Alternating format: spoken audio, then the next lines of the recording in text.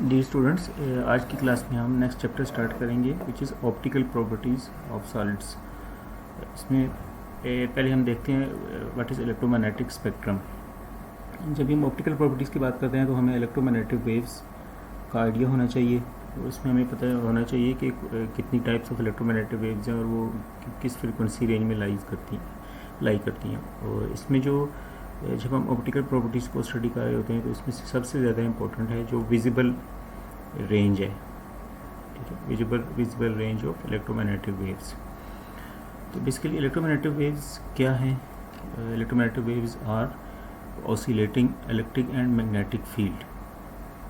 इसमें इलेक्ट्रिक और magnetic field एक दूसरे के परपेंडिकुलर ऑसिलेट कर रहे होती हैं। जैसे ये रेड कलर में अगर ये इलेक्ट्रिक फील्ड है, ठीक है, मीन कि ये वर्टिकल है ऊपर की तरफ, तो ये जो ब्लू कलर में है ये मैग्नेटिक फील्ड होगी। ये दोनों आपस में क्या है? परपेंडिकुलर हैं। ये अपवर्ड है वर्टिकल,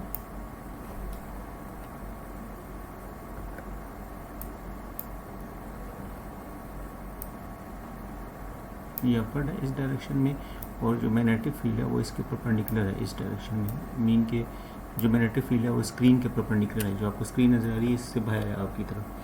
तो बेसिकली ये बेसिक फिनोमेना जो होता है कि जब इलेक्ट्रिक फील्ड चेंज होती है तो मैग्नेटिक फील्ड प्रोड्यूस होती है, और मैग्नेटिक फील्ड चेंज होती है तो इलेक्ट्रिक फील्ड प्रोड्यूस होती है। अब इसमें यह है कि इसकी इलेक्ट्रिक फील्ड चेंज हो रही है तो उससे जो मैग्नेटिक फील्ड बन रही है ये इस तरीके से ये चेंजिंग इलेक्ट्रिक फील्ड और मैग्नेटिक फील्ड ये आगे की तरफ मूव करते हैं। फिगर में तो सिर्फ एक दिखाया गया, इस तरह के और बहुत ज़्यादा ओरिएंटेशंस होती हैं जिनमें इलेक्ट्रिक फील्ड किसी और डायरेक्शन में होगी और उसके परपेंडिकुलर मैग्नेटिक फील्ड होगी एंड सो ऑन, बहुत ज़्यादा ओरिएंटेशंस होंगी। अच्छा, अब इलेक्ट्रोमैग्नेटिक वेव्स की कितनी टाइप्स होती हैं? There are 7 types of electromagnetic waves.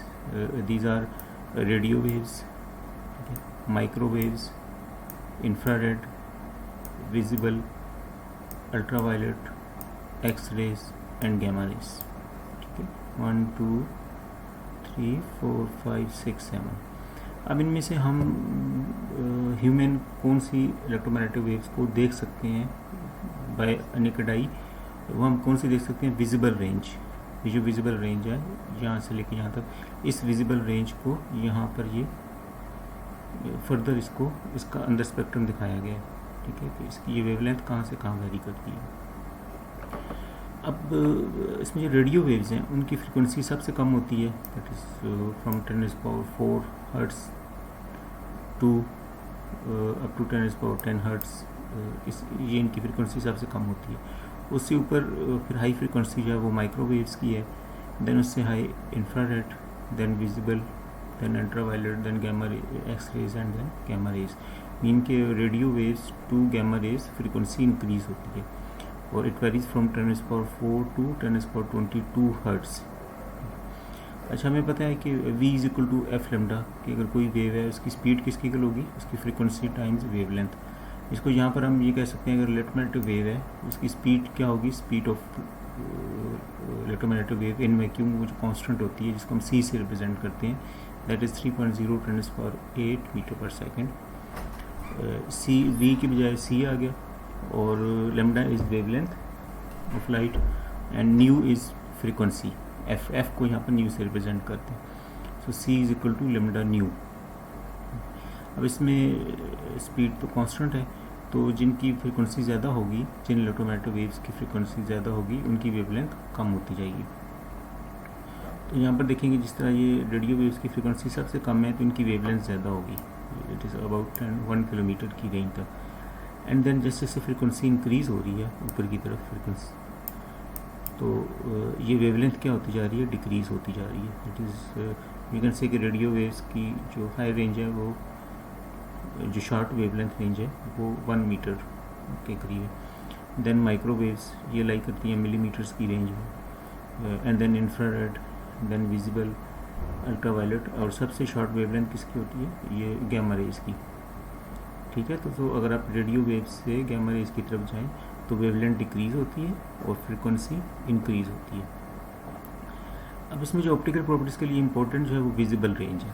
वो ये वाली रेंज है, यहाँ से लेके यहाँ तक, ये जो विजिबल रेंज है ये,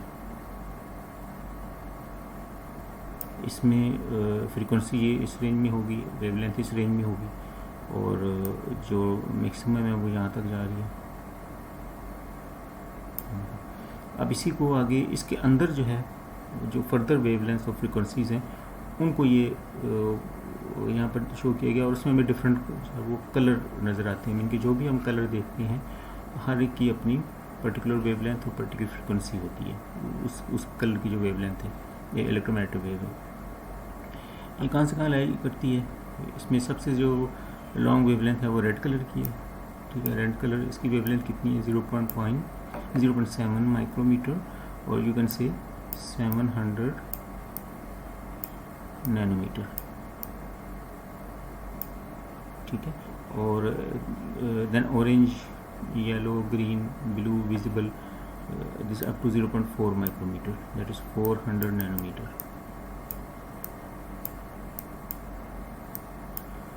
तो इसमें आपको ये बस याद होना चाहिए, अगर रिसर्च में भी आपको कहीं काम आएगा कि जो विजिबल की रेंज है वो कहाँ से कहाँ होती है, 400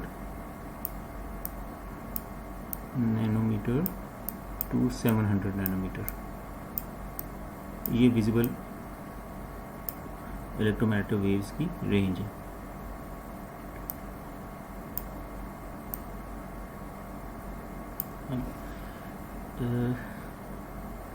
मिनिमम वेवलेंथ कितनी हो सकती है, 400 या थोड़ा बहुत ऊपर भी 380 ऐसे में भी हो सकती है, और मैक्सिमम कितनी है 700 या 750 नैनोमीटर तक भी जा सकती है। तो ये विजिबल रेंज है। अब इसके कोरस्पॉन्डिंग एनर्जीज भी होंगी। एनर्जी हम किस तरह निकाल सकते हैं, ये रिलेशन है हमारे पास, E is equal to H nu, या इन टर्म्स ऑफ फ्रिक्वेंसी। अगर इसको इन टर्म्स ऑफ वेवलेंथ लिखें तो यहाँ से म्यू को निकालें, C बाई लेमडा इसमें पुट कर दें, so we get E is equal to H C over lambda. H nu gives energy of electromagnetic waves in terms of frequency, and Hc or lambda give energy of electromagnetic wave in terms of wavelength.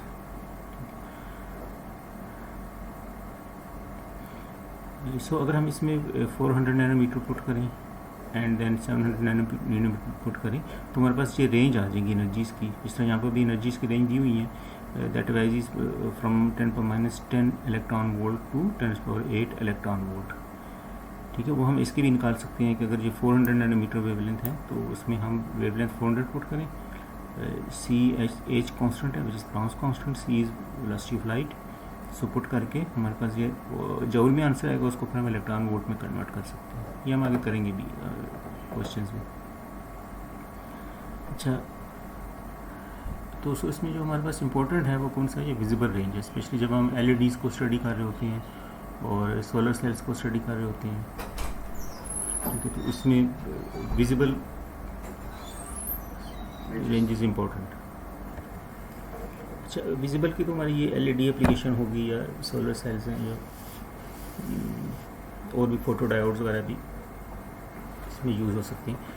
इसके अलावा जो बाकी है ना हमारे पास जो range है, इसमें विजिबल को तो हम देख सकते हैं, नेकेड आई से ऑब्जर्व कर सकते हैं, इसमें हमें डिफरेंट कलर नज़र आते हैं। सनलाइट बेसिकली क्या होती है, उसमें ये सारे कलर्स होते हैं पॉसिबल, इसलिए वो सब कलर मिलते हैं तो हमें वाइट कलर नज़र आता है। अगर इसमें से कोई कलर मिस हो जाएगा, बीच में नहीं होगा, तो फिर हमें उनका जो नेट कलर बनेगा वो हमें नज़र आएगा। जिस तरह ब्लू ग्रीन मिलके तो कोई और कलर हमें नज़र आ जाएगा, येलो ग्रीन ऑरेंज मिलके तो कोई और कलर नया बन जाएगा, इस तरह हमें डिफरेंट कलर नज़र आते हैं। अब नेक्स्ट ये है कि हम, ये क्वेश्चन है कि हम ये जो बाकी हमारे पास रेंज है ना वो हम किस तरह डिटेक्ट कर सकते हैं। लाइक ये अल्ट्रा वायलेट है, एक्स रेज है, इंफ्रारेड है, तो इनके लिए बेसिकली प्रॉपर डिटेक्टर्स होते हैं कि जो UV डिटेक्टर होगा इनकी जो अल्ट्रा वायलेट रेज को डिटेक्ट कर सकता है। ये सिरामिक वगैरह मटीरियल हो सकते हैं इसमें, और कुछ सेमी कंडक्टर मटीरियल होते हैं जो इनको डिटेक्ट करते हैं। अब वो कैसे डिटेक्ट करते हैं, मीन बेसिकली होगा ये कि जब उनके ऊपर UV लाइट पड़ेगी तो वो उस लाइट को ऑब्ज़र्व कर लेंगे, मीन कि बाकी को ऑब्ज़र्व नहीं करेंगे, UV की लाइट की जो पर्टिकुलर वेवलेंथ्स होंगी उनको वो ऑब्ज़र्व कर लेंगे। जब ऑब्ज़र्व कर लेंगे तो वो से हमें पता चलेगा कि ये UV लाइट इस रीजन में कहीं है या इनके ऊपर फॉल कर रही है। अब वो ऑब्ज़र्व कैसे करेंगे या हमें कैसे पता चलेगा, इसके लिए थोड़ा सा हमें एनर्जी बैंड गैप रिवाइज करना पड़ेगा, जो आप पहले कर चुके हैं। अगर एनर्जी बैंड गैप डायग्राम, इसको थोड़ा हम रिवाइज कर लेते हैं। बेसिकली होता है कि जो जितने भी हमारे पास मटेरियल्स हैं उनमें एक वैलेंस बैंड और एक कंडक्शन बैंड होता है। वैलेंस बैंड मीन कि आउटर मोस्ट शेल, जो इलेक्ट्रॉन का जो आउटर मोस्ट शेल है, उसमें अगर एक एटम है तो उसमें क्या होता है, एनर्जी स्टेट्स होंगी। कि अगर ये न्यूक्लियस है तो ये पहला, और उसके बाद ये दूसरा ऑर्बिट होता है n=1, n=2, n=3। अब इस तरीके से अगर ये तो एक इंडिविजुअल एटम हो गया ना, कि अगर वो गैस फॉर्म में है, लेकिन अगर जो है वो सॉलिड फॉर्म में है तो उसमें एटम्स एक दूसरे के बहुत क्लोज होते हैं, तो उनके जो आउटर मोस्ट शेल है ये ओवरलैप करते हैं। इस तरह ओवरलैप करेंगे तो ये ऑर्बिट्स जो हो जाएंगे ये फिर इसकी फील्ड में भी आ जाएंगे न्यूक्लियस की, और ये वाले इसकी फील्ड में भी आ जाएंगे। तो उससे क्या होगा कि ये, अगर ये सपोज कर लें दो एटम एक दूसरे के पास आते हैं, तो ये जो एक स्टेट होती है ये दो स्टेट में स्प्लिट हो जाती है। इस तरीके से अगर तीन एटम आते हैं तो तीन स्टेट्स बन जाएंगी। सिंगल एटम में क्या होता है, सिंगल एटम में ये होता है कि ये एनर्जी स्टेट को अगर बनाए तो ये n=1, ये पहली state energy, then n=2, n=3, n=4, इस तरह ये एनर्जी स्टेट्स होती हैं। लेकिन जब ये एटम दूसरे के पास आ जाते हैं, सॉलिड फॉर्म में बहुत ज़्यादा एटम दूसरे के पास होंगे। ज़्यादा सॉलिड में तो अगर हम 1 मोल लें तो 10^23 एटम्स होंगे, तो उसमें क्या होगी कि ये एक स्टेट जो होगी ये उतनी स्टेट्स में स्प्लिट हो जाएगी, क्योंकि जैसे मैंने बताया था ना कि दो एटम्स पास आते हैं तो ये एक स्टेट दो में स्प्लिट हो जाएगी, तीन आते हैं तो तीन में, n आते हैं तो n में। अब वो जब ये स्टेट इतनी ज़्यादा में स्प्लिट हो जाती है तो वो हमारे पास एक एनर्जी स्टेट की बजाय पूरा एक बैंड बन जाता है इस तरह। ठीक है, ये n=1 मीन कि ये फर्स्ट ऑर्बिट के कोरस्पॉन्डिंग बैंड ये सॉलिड के अंदर होगा। फिर इसका भी बैंड इससे ये डिवाइड होकर ये पूरा बैंड बन जाएगा इस तरह। फिर ये जो थी ये भी बैंड बन जाएगा इस तरह, ये पूरा बैंड, और ये ऊपर वाला भी इस तरह। तो एक सिंगल एटम में जो एनर्जी स्टेट्स होती हैं सॉलिड में वो बैंड्स बन जाती हैं। अब जो आउटर मोस्ट है, अगर बाहर वाला देखें तो ये वैलेंस बैंड होगा और ये कंडक्शन बैंड होगा। वैलेंस बैंड क्या होता है कि वो यूजली लोएस्ट एनर्जी पे है, और कंडक्शन बैंड जो है वो उसकी एनर्जी ज़्यादा होती है। अब मेटल्स में और सेमीकंडक्टर्स और इंसुलेटर में थोड़ा इसमें जो गैप होता है बीच का उनसे डिफरेंट होता है, मेटल्स में और इनमें सेमीकंडक्टर और इंसुलेटर में। जिस तरह मेटल में ये होता है कि ये जो आपको ये ब्लू कलर में नज़र आ रहा है, ये ब्लू कलर में ये वैलेंस बैंड कंडक्शन बैंड है, और ये रेड कलर में ये वैलेंस बैंड है। ये दोनों ओवरलैप कर रहे हैं, ये ओवरलैपिंग रीजन है, मीन कि इसमें बीच में ये गैप नहीं होता। सेमीकंडक्टर्स में this red colour is valence band, blue colour is conduction band, तो बीच में एक गैप है, ये गैप है। ठीक है, इस गैप को नाम देते हैं बैंड गैप, या एनर्जी बैंड गैप कहते हैं, या फॉरबिडन गैप भी कहते हैं। यूजुअली इसको हम जब आप मटेरियल साइंस में इसको बैंड गैप कहते हैं। अच्छा, इंसुलेटर में देखें तो ये बैंड गैप ज़्यादा होते हैं। ठीक है, इंसुलेटर में ये बैंड गैप यहाँ से लेकर यहाँ तक ये बहुत ज़्यादा होते हैं। अब कोई भी मटेरियल अगर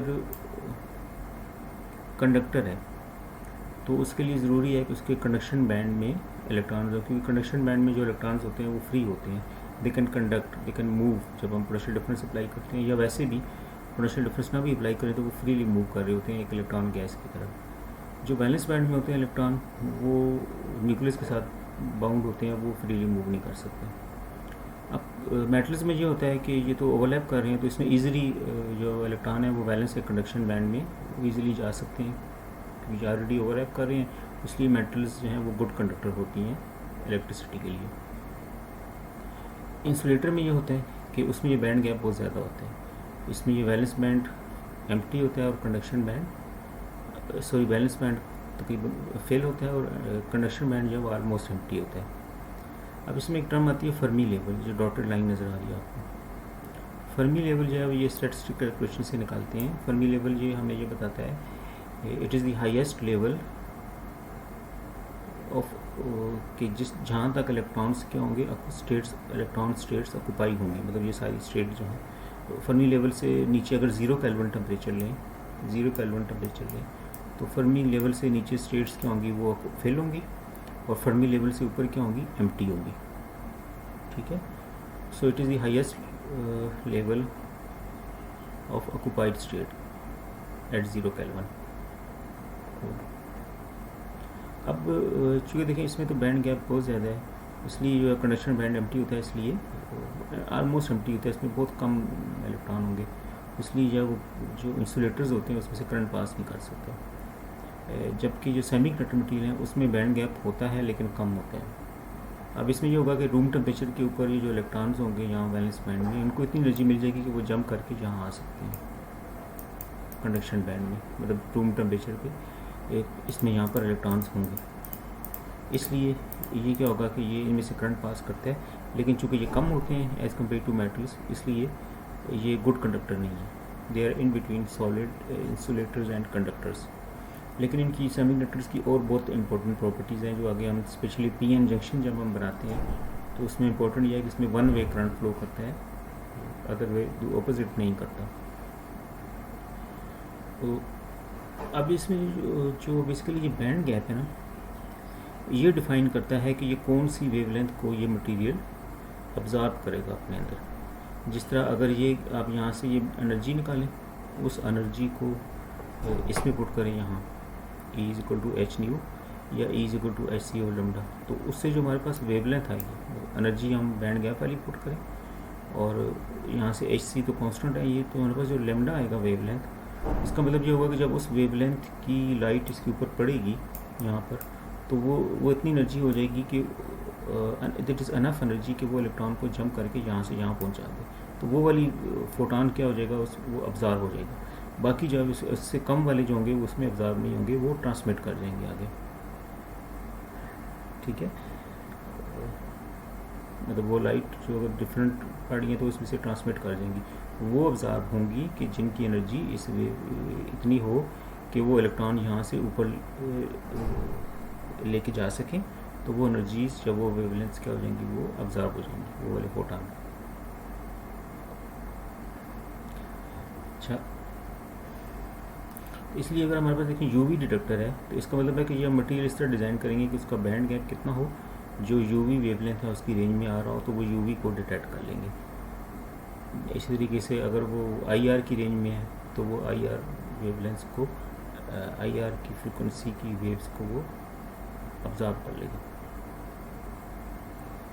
तो ये पूरा जब हम ऑप्टिकल प्रॉपर्टीज़ को स्टडी कर रहे होते हैं, मटीरियल्स को स्टडी कर रहे होते हैं इन ऑप्टिकल प्रॉपर्टीज़ के पॉइंट ऑफ व्यू से, तो उसमें ये पूरी एक बैंड गैप को जो है वो हम टेलर कर सकते हैं, इसको वेरी कर सकते हैं, जिसको बैंड गैप इंजीनियरिंग कहते हैं। कि उसमें उस कंपाउंड में ये करें कि डिफरेंट उसके अंदर एलिमेंट्स ऐड कर दें, डोपिंग कर दें। जिस तरह अगर गैलियम आर्सेनाइड है तो उसके अंदर कोई और एलिमेंट ऐड कर दें, इंडियम गैलियम आर्सेनाइड या इस तरह, तो उससे क्या होगा कि ये बैंड गैप वेरी करते हैं। नई स्टेट, बैंड गैप में नई स्टेट भी बन जाती हैं जो कि इलेक्ट्रॉन को अपने अंदर स्टे कर सकती हैं। तो बैंड गैप वेरी करेगा तो उससे उस मटेरियल की ऑप्टिकल प्रॉपर्टीज़ चेंज होगी। ठीक है, होप आपको ये समझ आ गया कि ये इलेक्ट्रोमैग्नेटिक वेव्स का स्पेक्ट्रम और उसमें जो है वो विजिबल की लाइट जो ज़्यादा इंपॉर्टेंट है, और बाकी के लिए वो किस तरह काम करते हैं कि वो विजिबल को कोई अगर मटेरियल विजिबल लाइट को किस तरह क्यों ऑब्ज़र्व करेगा और यूवी को क्यों ऑब्ज़र्व करेगा या एक्सरेज को क्यों ऑब्ज़र्व करेगा, वो डिपेंड करता है कि उस मटेरियल का ये बैंड गैप कितना है। बैंड गैप जो है ये ऑप्टिकल में भी इम्पोर्टेंट है, ऑप्टिकल स्टडीज़ में भी और इलेक्ट्रिकल स्टडीज़ में भी।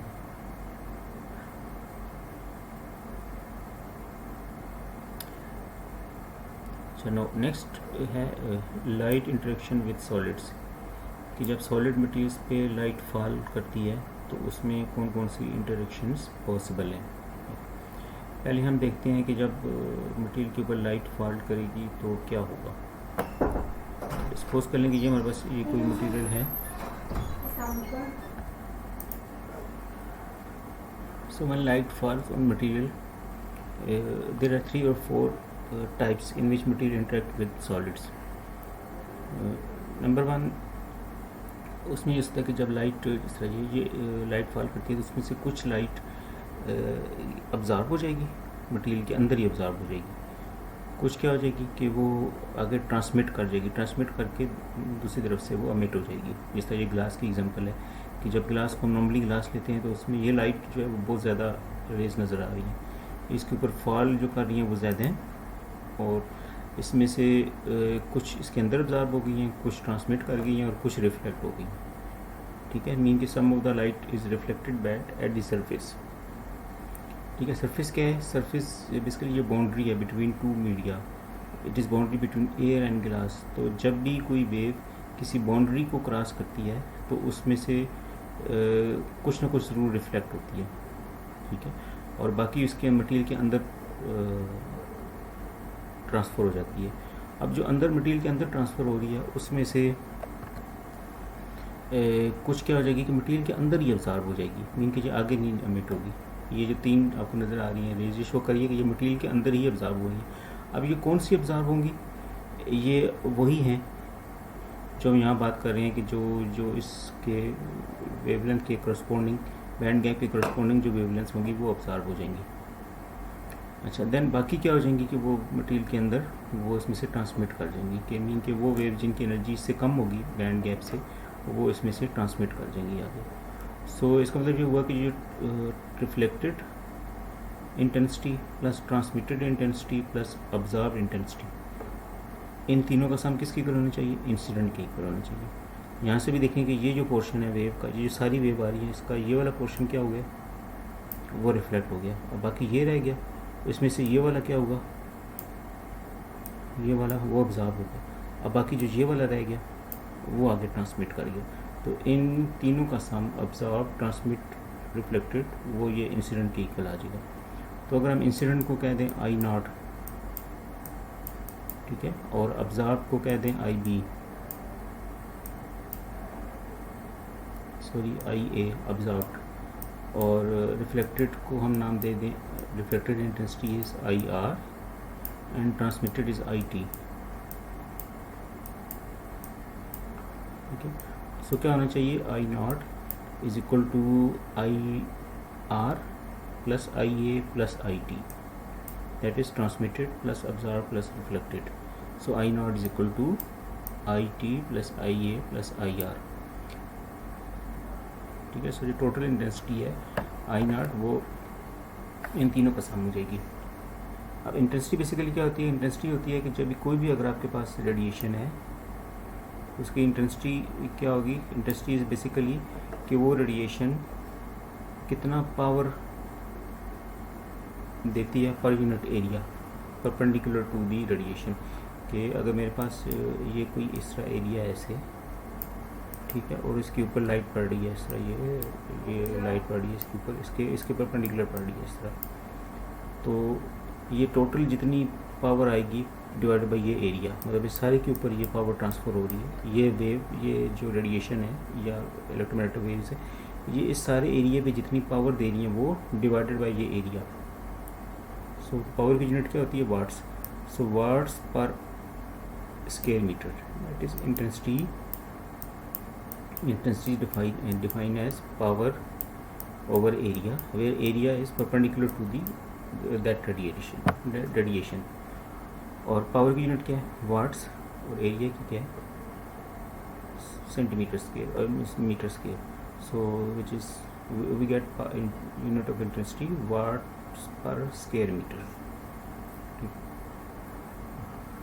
और हम ये भी कह सकते हैं पावर होती है एनर्जी ओवर टाइम, तो हम कहते हैं एनर्जी पर यूनिट टाइम पर यूनिट एरिया, क्योंकि वो वेव पर यूनिट टाइम पर यूनिट एरिया जितनी एनर्जी ट्रांसफ़र कर रही है वो उसकी क्या कहलाएगी? इंटेंसिटी कहलाएगी।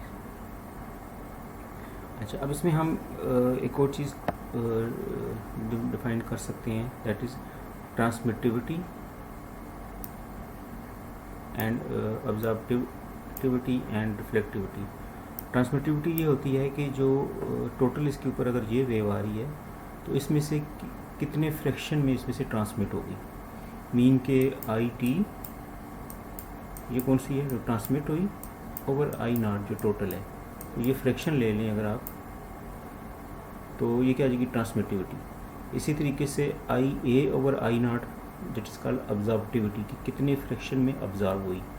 और रिफ्लेक्टिविटी भी क्या हो जाएगी I R over I not के इतने फ्रैक्शन में रिफ्लेक्ट हुई।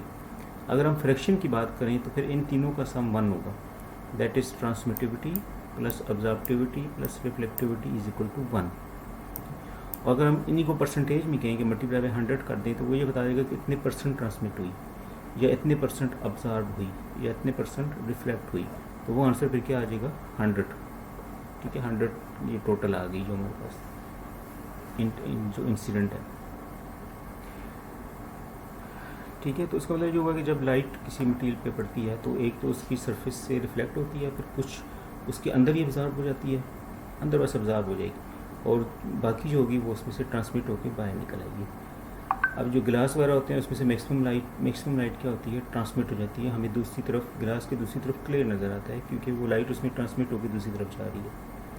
जबकि कुछ ओपिक मटेरियल हैं जिस तरह ये दीवार है या कुछ और इस तरह की चीज़ें, उसमें हमें दूसरी तरफ नज़र नहीं आता क्योंकि उसमें से लाइट ऑब्जर्व हो जाती है, कुछ सर्विस में से रिफ्लेक्ट भी होती है।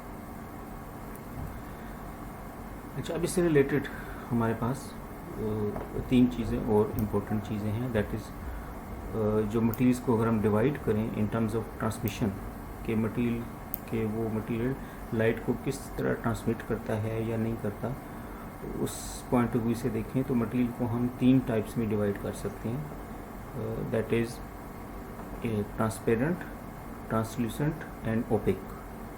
ठीक है, ये ओपेक, ये नीचे ग्रीन कलर में ओपेक। अच्छा, ट्रांसपेरेंट मटेरियल वो होते हैं कि जिनमें ट्रांसपेरेंट मटेरियल वो होते हैं कि वो मैक्सिमम लाइट उनमें से ट्रांसमिट हो जाती है। जिस तरह हम गिलास पर, हम नॉर्मली गिलास हम देखते हैं, मैं मिरर की बात नहीं कर रहा, मैं गिलास की बात कर रहा हूँ, शीशा है नॉर्मल, कि उसमें से मैक्सिमम लाइट क्या होती है, वो ट्रांसमिट हो जाती है। उसके बाद दूसरे मटेरियल होते हैं ट्रांसल्यूसेंट, कि उनमें से लाइट ट्रांसमिट होती है लेकिन वो प्रॉपर नहीं होती, उसके अंदर लाइट जो है वो जब मटेरियल के अंदर से जाती है तो स्कैटर हो जाती है, स्कैटर डिफरेंट डायरेक्शन में। जैसे ये देखेंगे ये स्ट्रेट जा रही थी, वो अंदर जाके इस तरह स्कैटर होगी इस तरह, और फिर इस तरह डिफरेंट डायरेक्शन में एमिट करेगी। तो उससे क्या होगा कि हमें उसके दूसरी तरफ जो इमेज नज़र आएगा थोड़ा ब्लर सा नज़र आएगा, क्लियर इमेज नज़र नहीं आएगा। जिस तरह देखें कुछ ट्रांसपेरेंट प्लास्टिक्स होते हैं या कुछ इस तरह के मटेरियल होते हैं जिनकी दूसरी तरफ हमें नज़र आता है लेकिन क्लियर नज़र नहीं आता हमें, दैट आर ट्रांसलूसेंट मटेरियल्स। और थर्ड होगी ओपेक मटेरियल्स। ओपेक मटेरियल्स वो होते हैं कि जिनमें से वो लाइट ट्रांसमिट हो ही नहीं सकती। ठीक है, दे ऑब्जर्व मैक्सिमम लाइट।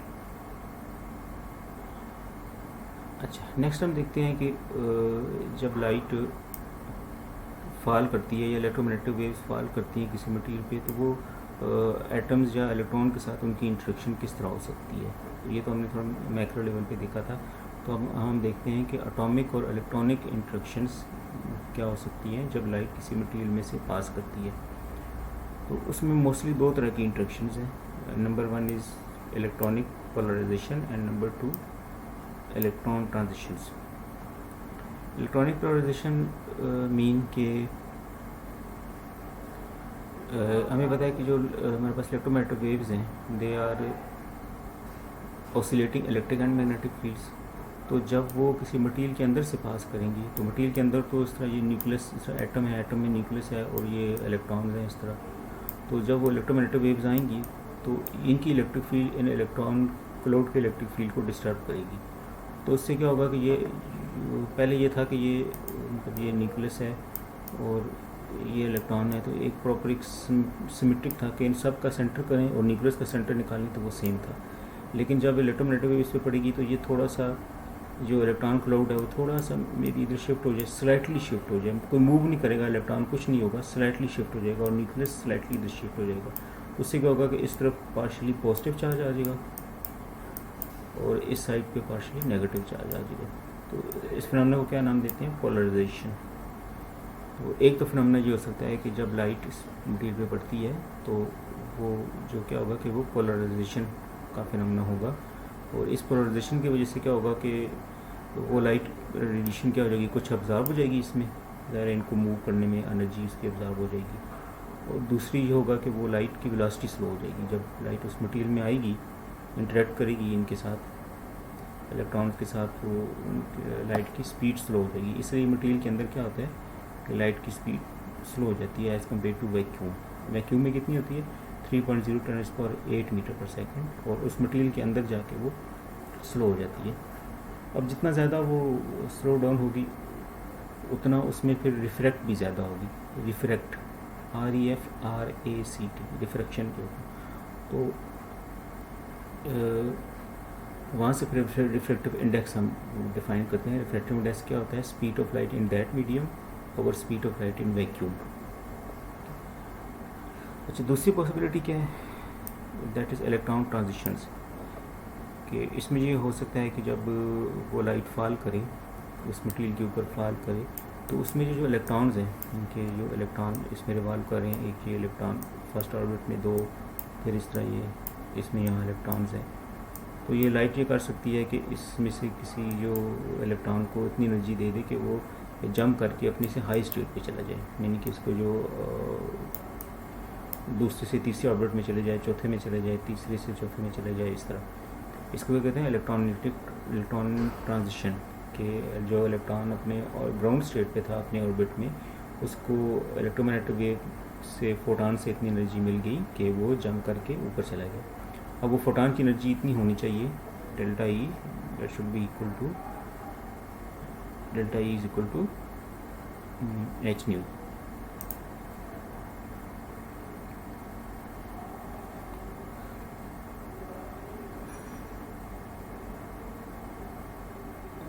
मतलब इसको यहाँ पर हम एक एग्जांपल देख लेते हैं कि जिस तरह ये कि ये इलेक्ट्रॉन, ये एनर्जी स्टेट्स हैं एटम्स की ना, E1 E2 E3 E4। अब एक फोटॉन इसके ऊपर आया और वो उसने इस इलेक्ट्रॉन को अपनी एनर्जी ट्रांसफ़र की। अब इस फोटॉन की एनर्जी थी वो इतनी थी कि जो जितना ये गैप बन रहा है यहाँ से लेके यहाँ तक, ये वाला गैप E4 - E2 इसके इक्वल थी, that is delta E is equal to E4 - E2।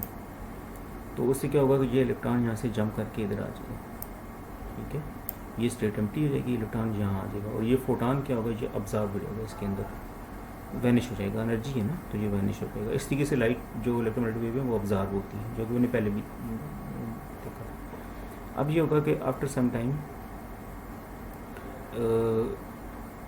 अब ये क्या होगा कि जब ये अब्जॉर्ब हो गया है तो ये जो एटम पहले अपने ग्राउंड स्टेट पे था, अब ये एक्साइटेड स्टेट पे चला गया, लेकिन फ़ौरन ये क्या होगा कि ये इलेक्ट्रॉन जो है वो वापस नीचे इधर आ जाएगा अपनी ग्राउंड स्टेट के ऊपर, और फिर से जो है वो इलेक्ट्रोमैग्नेटिक वेव जो है वो फोटॉन और एमिट होगा। अब वो फोटॉन उसी वेवलेंथ का भी हो सकता है और वो डिफरेंट भी हो सकता है, वो मटेरियल के नेचर पर डिपेंड करता है। अच्छा, ये थोड़ा हमने देख लिया कि जब लाइट इंटरेक्ट करती है विद एटम्स और इलेक्ट्रॉन्स, तो उसमें दो फिनोमेना हो सकते हैं, पोलराइजेशन एंड ट्रांजिशंस। अच्छा, नेक्स्ट हम देखते हैं ऑप्टिकल प्रॉपर्टीज़ ऑफ मेटल्स, कि मेटल्स की क्या ऑप्टिकल प्रॉपर्टीज़ होती हैं। बेसिकली हमने अभी देखा था कि फर्मी एनर्जी क्या होती है, फर्मी लेवल के से नीचे जितनी स्टेट्स होती हैं वो फिल होती हैं और उससे नीचे ऊपर वाली स्टेट्स एम्प्टी होती हैं। अब मेटल्स में जो होता है कि इससे ऊपर जो एम्प्टी स्टेट्स हैं उसमें काफ़ी ज़्यादा there large number of empty states available, ठीक है, फॉर इलेक्ट्रॉन, और इनमें वो गैप भी नहीं होता, बैंड गैप। तो जब मेटल्स में लाइट फॉल करेगी, मतलब ये इलेक्ट्रॉन है जो यहाँ पर है, इस पर फॉल करेगी, तो ये जंप करके क्या हो जाएगा, ऊपर आ जाएगा। अब इसका मतलब है कि ये फोटॉन अब्जॉर्ब हो जाएगा। जब इसके ऊपर कोई और फ्रीक्वेंसी के फोटॉन आएगा, कोई और वेवलेंथ की लाइट आएगी, तो वो मे बी कि जंप करके इधर चले जाएगी, क्योंकि स्टेट्स ऊपर अवेलेबल है।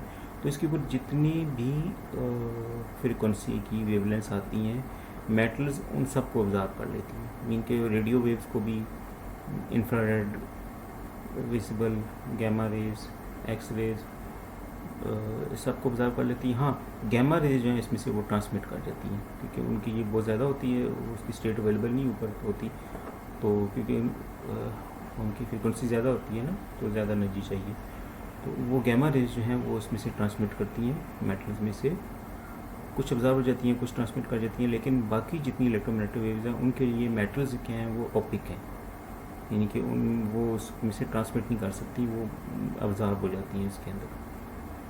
और जब ये इलेक्ट्रॉन ऊपर जंप करके चला जाता है, तो जैसे हमने देखा था कि जब ये वापस आएगा अपनी ग्राउंड स्टेट पे, तो फिर वो फोटॉन क्या होंगे, अमिट होंगे। अब वो जो फोटान एमिट होंगे वो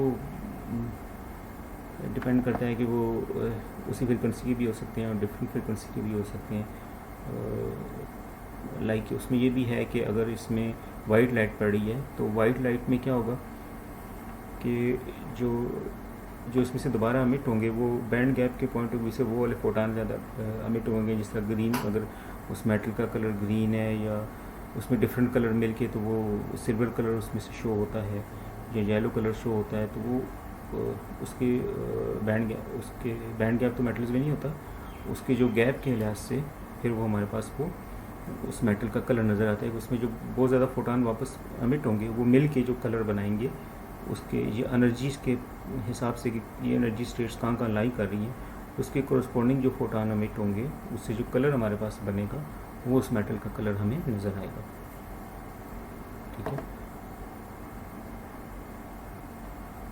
अच्छा, तो अब दूसरा इसमें यह है कि अब वो लाइट जो हमारे पास पड़ी थी मेटल्स के ऊपर, इस पे पड़ी और जो वापस क्या हो जाएगी, ज़ाहिर है पहले ऑब्जर्व हुई फिर फ़ौरन क्या हो जाएगी, अमिट हो जाएगी। अमिट होकर मतलब वापस रिफ्लेक्ट होगी, इसलिए मेटल्स की रिफ्लेक्टिविटी क्या होती है वो बहुत ज़्यादा होती है। ठीक है, सामने देखते ना कि ये इलेक्ट्रॉन ऑब्जर्व हो रहे हैं और उसके बाद वापस जब ग्राउंड स्टेट पे आते हैं तो ये फोटान वापस अमिट होते हैं, तो वो मतलब इनके मैक्सिमम इसमें से वही लाइट क्या हो रही है उसमें से वो रिफ्लेक्ट हो रही है। इसलिए मेटल्स की जो रिफ्लेक्टिविटी होती है वो बहुत ज़्यादा होती है, डेट इज़ 90% टू 95%। और you can say 0.9 to 0.95 reflectivity, जो हमने रिफ्लेक्टिविटी यहाँ पर डिफाइन ये देखा था, reflectivity R, that is IR over I0 कि कितने परसेंट लाइट रिफ्लेक्ट हो रही है। तो फ्रैक्शन में ये 0.9 हो गया और परसेंटेज में 90% टू 95% हो गया। तो यूजली ये जो फिनोमेना होता है ये लाइट ऑब्जर्प्शन का, ये मेटल की सरफेस पे ही मैक्सिमम हो जाता है, क्योंकि वो इलेक्ट्रॉन की इतनी एनर्जी नहीं होती, इंसिडेंट फोटान्स की मैक्सिमम एनर्जी सरफेस पे ही ऑब्जर्व हो जाती है। यू कैन से कि उसकी सरफेस के जो शुरू में 0.1 माइक्रोमीटर या 100 नैनोमीटर तक डेप्थ तक वो लाइट सारी ऑब्जर्व हो जाती है और फिर वापस रिफ्लेक्ट होकर डिफरेंट कलर के साथ हमें नज़र आती है। ठीक है, तो नेक्स्ट अभी हमने ये आज की क्लास में हमने थोड़ा बेसिक देख लिया, इलेक्ट्रोमैग्नेटिक स्पेक्ट्रम, फिर band diagram, energy band diagram देख लिया। एनर्जी बैंड डायग्राम जो इम्पोर्टेंट है ये सेमीकंडक्टर मटेरियल्स के लिए और इंसुलेटर्स के लिए। ठीक है, उसके बाद फिर हमने लाइट इंटरेक्शन विद सॉलिड देख ली, कौन कौन से फिनोमेना होते हैं, और इलेक्ट्रॉनिक एंड एटॉमिक ट्रांजिशन, और उसके बाद हमने optical properties of metals study कर लिया। नेक्स्ट वीडियो लेक्चर में हम optical properties of non metals study करेंगे। Thank you.